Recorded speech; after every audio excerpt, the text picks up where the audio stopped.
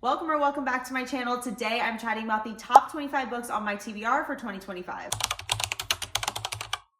I'm not huge on reading goals. I did set mine for 50 books this year, so this would be half of my reading goal. I don't know if I'll get to all these because I'm a mood reader. I do not want to be forced to read a book if I'm not in the mood for it. I think that nothing sounds worse, actually. It sounds like a school assignment and I cannot ever feel that way again. My goal is usually just to read one book a week for myself because I think that keeps me from doom scrolling and watching TV. That being said, a ton of these are high priority TBR for me or new releases that I'm just like dying to get my hands on. A couple of these I've actually already finished because we are partway through January at the time that I'm filming this video, and some of them I'm currently reading. So I'll go through those first and then the rest of them. I have a few physical copies I will show you, but a lot of them I don't have copies yet because they haven't been released yet. Start with the two I've already read and I'll tell you my thoughts on them. Started with The Wedding People. This was our January book club pick of the month. If you didn't know, I host a virtual book club over on the app called Fable. I have it linked in the description. It's always free and it's a good time if you want to join in and be part of reading a book with me for the month. So this is the book that we voted on for January. This was a high priority TBR for me for 2025, so I was really excited when it won. I have so many thoughts on this book. It's really unique. It's really interesting. The writing style is very dry humor, and I think if you don't go into it with that mindset, you might be very confused, not like this book. I could see people loving or hating this book, and I kind of felt both emotions while I was reading it. Overall, I rated this 4 stars. I do like it. I would recommend it. I don't think it's for everybody. I can't put my finger on exactly why, but I feel like if you liked the tone and writing style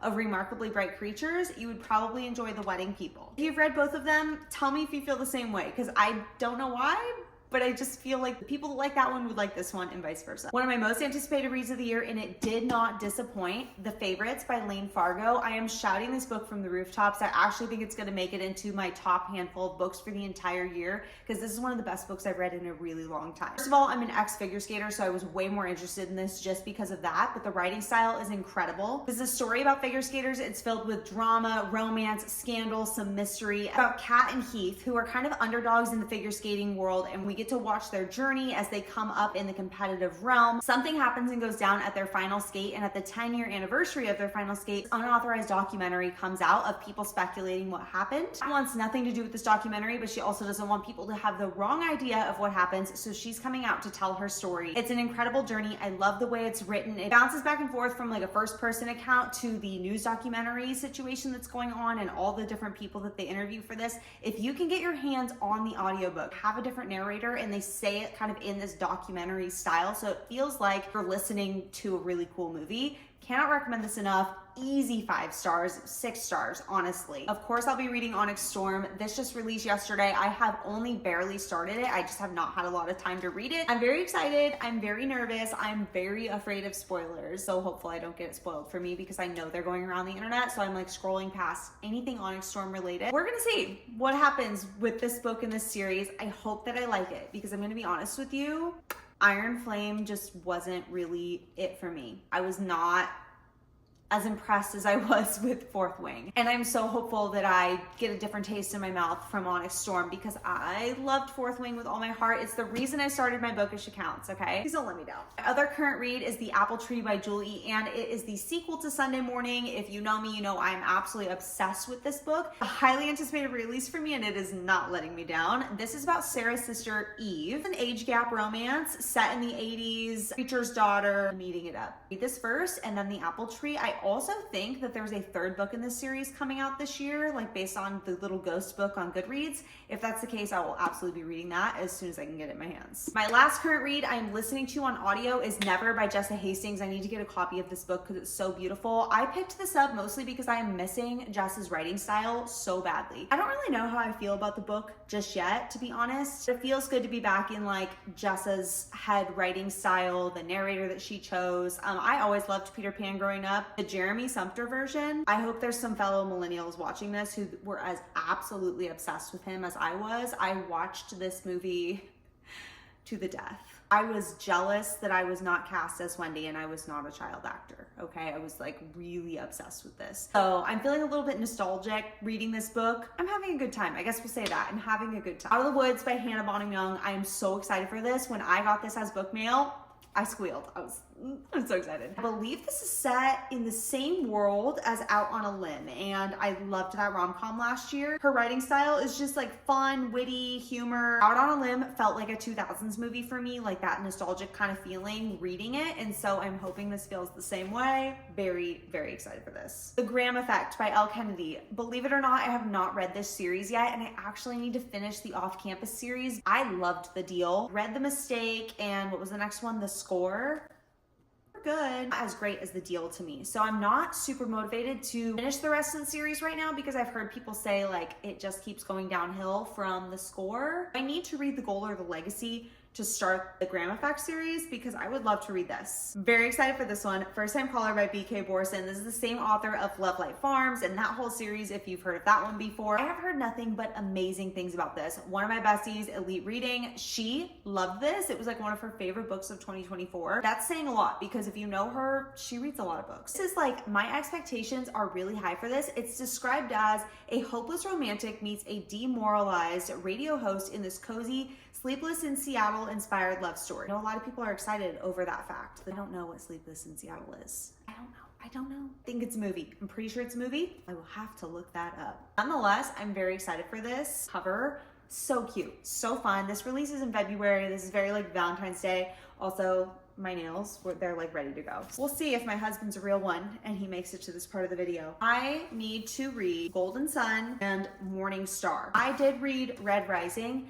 I listened to it on graphic audio. I really enjoyed it, but I did not continue with the series. I tried starting Golden Sun. I got in such a bad fantasy slump last year. It just was not hitting for me. And I feel like if I'm not in the mood for fantasy, I need to stop reading the book because I'm just not gonna like it. I wanna pick it back up. Like, this is a great series. Highly anticipated read for me. Wildside by Elsie Silver. Anytime an Elsie Silver book is coming out, that's immediately at the top of my new releases list. She has not written a single thing that I didn't love, and she writes basically every trope that I claim to hate, and that makes me love it. She's an artist. Also, I met her in person last year. She's so cute. She's so sweet. She recognized me from social media, which basically went numb and started shaking, and my sister had a good giggle at that. So that's really cool. That was really cool. Oh, I fangirled. I fangirled hard. She's amazing. If there are no Elsie Silver fans, I am dead. I cannot wait for this book. It is, I believe, Marriage of Convenience. To be honest, I try really hard to go blind into books. Like, if I know I want to read it, I actually don't go out of my way to read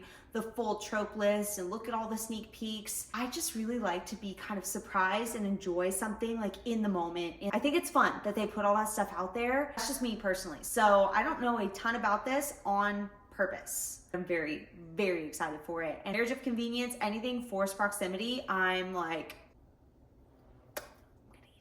A Love Letter to Whiskey. This has been sitting on my TBR since, I don't know, 2021, 2022. I don't know why I haven't read it yet.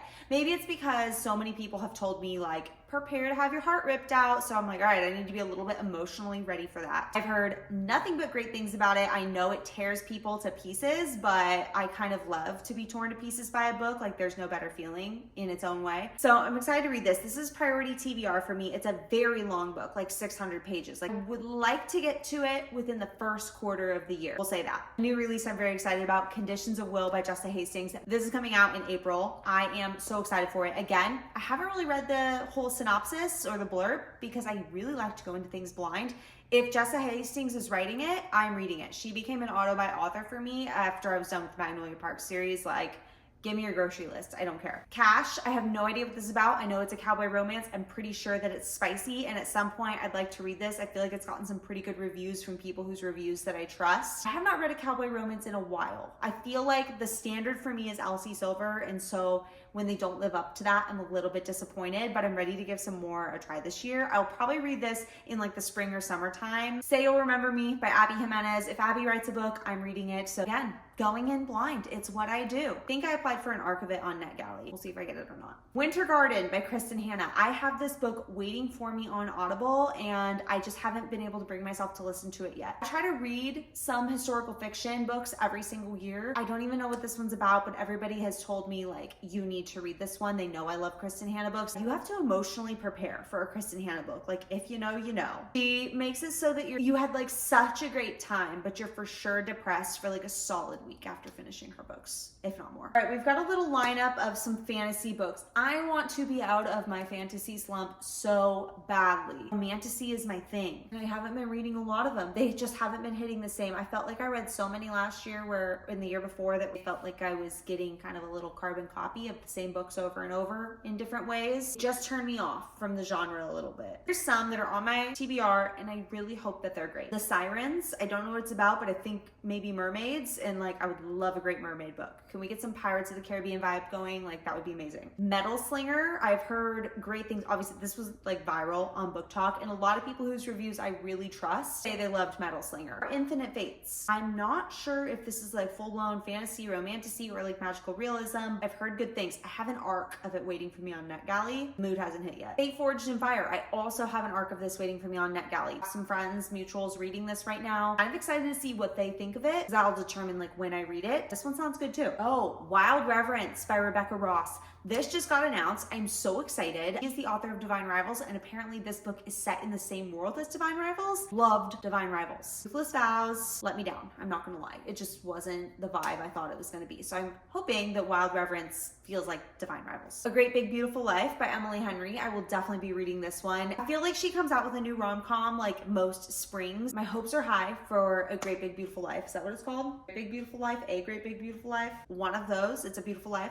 I also surprisingly have not read Beach Read, and it's been on my TBR for a solid 3 years now. For some reason I have it in my head that I need to read it in the summertime. I need to read it already. Like it's a rite of passage to read Beach Read, I think. That's happening this year. A sequel to From Air, From Nowhere is coming out this year. I don't remember which month, but I will be reading that. I love Jewel E. Ann's writing style. I really, really do. This book had such mixed feelings on it. Firefighter romance, so I was like super excited about that. I don't feel like there's a lot of great firefighter romances out there. I didn't love some aspects of this. However, I'm not deterred enough to not read the second book, so I'm hopeful that I really love this because I see where From Nowhere goes with the series and the characters. Lastly, one that you might not be expecting because you've never seen me post about anything like self-help or anything like that, because I don't read nonfiction. It's just not really my thing. Sometimes I will for work if I have to. Reading is my escape, and so I try to keep it my fun kind of space. But I have been really wanting to read The Let Them Theory by Mel Robbins. I've heard amazing things about it. I think it's something that I could really benefit from. I'm trying to decide if I want to listen to this on Audible or if I want to take my time and like read it slowly on Kindle in between reading my for fun books. The one thing I like about Kindle is that you get to highlight it, but I kind of would like to hear it too, and then maybe like re-listen to it at other points in life. I kind of like that idea. Let me know your thoughts on this if you have listened to it or read it. I've heard clips of her type of stuff from different podcasts I've seen on little videos on TikTok. I think it would resonate with me a lot. I'll report back on this. It's definitely something I'm gonna sprinkle in like into my for fun reading. I would like to read a little bit of stuff like not full-blown self-help, but sprinkle in some things like this here and there is something I kind of want to start to do. My personal like theme for myself this year is balance. Balance is like my word of the year that's in my brain of like, how do I achieve better balance in areas of my life? And so to me, that means even adding in just a little bit of nonfiction, educational reading for myself here and there without totally taking away fun of reading a romance book, a fantasy book. So that's just what I'm doing personally. Thanks for tuning in to the 25 books that I want to read in 2025. Let me know what some of the books you want to read in 2025 are. I am so excited for the amazing new releases that we have this year. It's going to be a good reading year. If you want to hang out in more in real time, I have both my TikTok and Instagram linked. I'm at Kendall's Reads on every platform. I'll see you next week. I hope whatever you're reading is 5 stars.